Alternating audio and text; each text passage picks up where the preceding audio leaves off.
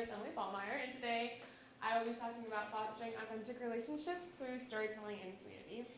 But first, just to give a little background about me, I'm a public relations major, but I transferred into Biola as a journalism major with an emphasis in writing and publishing, mostly because when I transferred, my mom said that I had to pick a major, and I couldn't change it because that would take extra time and money, so no pressure. But I chose it because I knew I liked writing and stories, and I knew that I was good at writing, and I've always been drawn to story ever since I was little. Like, I could read a book in a day. I loved it, but I didn't really find the type of writing that journalism included to be very fulfilling.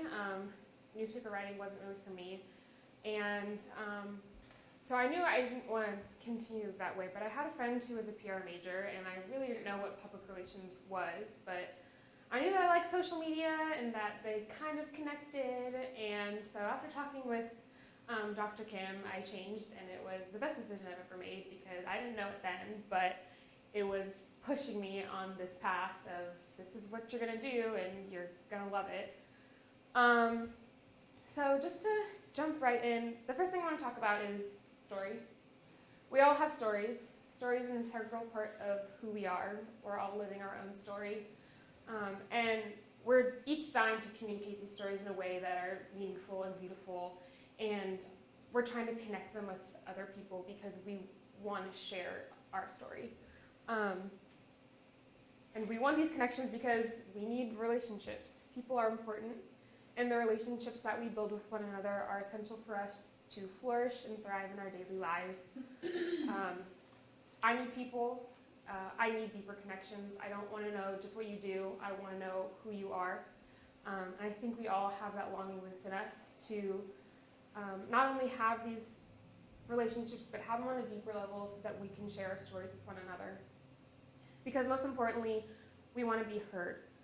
We don't want to just shout our stories into an abyss in the dark. We want other people to hear us because we want validation, we want authenticity, and we want connections.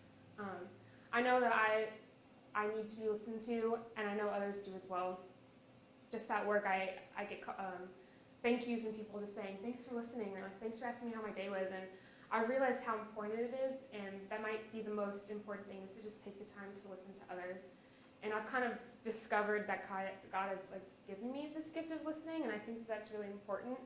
And I'm excited to see how that is used through me. But it kind of connects it all together with what I'm going to be talking about first is public relations and how storytelling and these relationships and listening really all connect. So what is public relations? The question that I asked when I first started here, and if any of you have had Dr. Kim for a class, then you will know that public relations is building mutually beneficial relationships between a brand and their publics. And the key thing is relationships. Public relation, it's building relationships, but to me, it's not just about building relationships, it's also about creating relationships in and out of the workplace that are not only mutually beneficial, but they are restorative, they're thriving, they're authentic, and they create a sense of belonging. And so the first thing that I want to talk about is my experience with this. I've been able to have 3 internships while in school. My first one was Darling Magazine, and what I really loved about this place and its people were the relationships that were fostered there. They created a space of honesty, of restorative relationships that were unapologetic and inclusive. And they not only sought to have that community within their office, but to push that onto their audience. But as an intern, it was really hard to kind of get into that community. It was nice to see from the outside and be surrounded by strong, supportive, creative women, but to get into that as an entry level was difficult. And it really helped me see that consistency is key. You can't just claim to be authentic, you actually have to do it. And I saw this working with the Giving Keys as an intern. They were a prime example of authentic relationships and genuinity, both in and outside of the office, not in just their mission statement, but in the relationships that they sought to create with one another. And something that they did that I really loved and thought was very beautiful was when it was somebody's last day or birthday, they would come around the person in the office and they would all speak words of affirmation and life into them, sharing stories or empowering them with encouraging words. And I thought that that was really important because, I mean, for me, words of affirmation is one of my love languages. But I think it's important to affirm other people and uplift their own story. And I'll get into the importance of words in a little bit. But I thought that was really great, and it was a really eye-opening experience of how important that is. And it was really beautiful. And at 31 Bits, kind of the same experience with Darling. Strong creative women that were seeking to create community, but it was hard to kind of get in there. And so I really saw, again, how important consistency is and how it's important to actually be authentic. And I say that because I believe we crave authenticity because we want the truth, because we know the truth through God. And we want to be known, and we want to be heard. And I can see this in the very beginning with God creating community for Adam. He saw right then that being alone is not good, that we need other people. And I believe that building genuine and beneficial relationships is the cornerstone of this profession, and it's the foundation for everything that we do. Because we want authentic relationships, we want to be known, and we want to be heard. And so knowing all of this, going into how words kind of go together. Oh, and this was one quote that I really liked about relationships. If you want to go fast, go alone, but if you want to go far, go together. And that just really reinforced the idea of relationship to me. So with writing and words and the importance of words, the written word is still one of the most important ways that we can communicate. Words have the ability to transform lives, uplift people, provide restorative healing, or tear people down. But most importantly, they're what we use to tell stories. From the beginning, before we even existed, God used words to speak life into all of creation. And that's the real power of words, to speak life, create change, and cause a story to unfold. So really, we have quite a responsibility with words. And C.S. Lewis has a quote that might be one of my favorites. It says, "Child, to say the very thing you mean, the whole of it, nothing more, less, or other than what you really mean. That's the whole art and joy of words." And I love this quote because it really kind of encompasses, it's hard to say what you mean sometimes with words. Writing is one of the best ways that I communicate. I have to write my thoughts down so I can get them precisely and edit so that I can genuinely communicate in the best way. And when you really get the right sentence crafted, it really is an art and a joy. And I can see that in how we craft messages for public relations and for other people. And classes, and both in and out of school and the things that I've done, I've been able to see how to construct a compelling story with words and how powerful that can be. And with words, we're able to craft messages in their most innate form. And I think that's really powerful. And I love words. And next I want to talk about a way that I've just been starting to get into storytelling in a new way. We can storytell with words. I think it's still the most important way that we tell stories.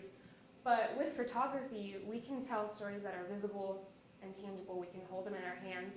And oftentimes they can convey emotions that sometimes words just can't. Sometimes I'm standing on top of a mountaintop and I don't know the right words to say because I'm just overwhelmed with God's beauty. But taking a picture and capturing that moment and the emotions that you feel in that moment, you can return to that photo and remember everything that you were feeling at that time and maybe even feel new things and see new stories in those images. The most challenging thing for me with photography is that there are no words involved. So it's hard to say precisely what you want.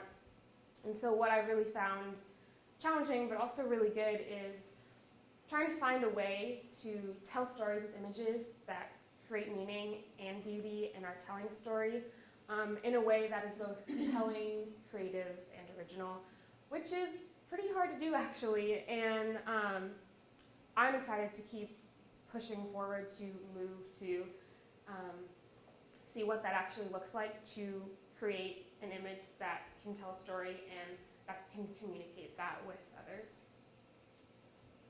So how does this all connect? There's public relations, there's writing, there's photography, there's all these ways that we tell stories.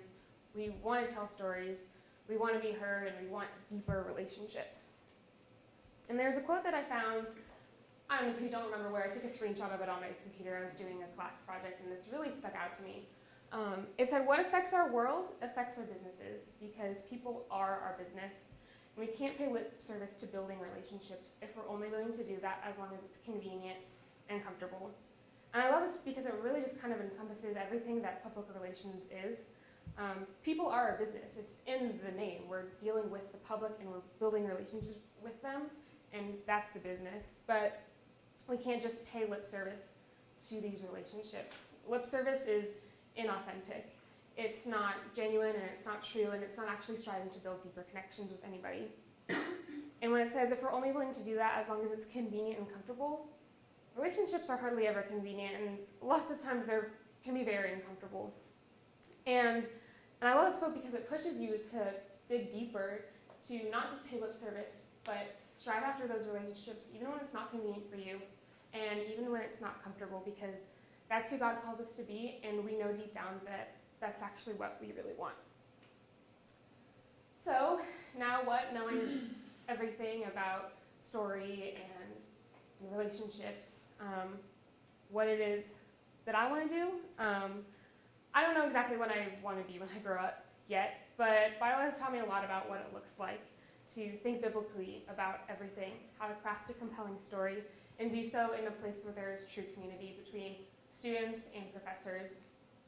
And my time here at Biola, my 2.5 years, everything is really kind of tied together and connected, even the themes for the semester of spirit and story and building relationships. And I love that God's kind of woven this story through my time here and is continuing to do so.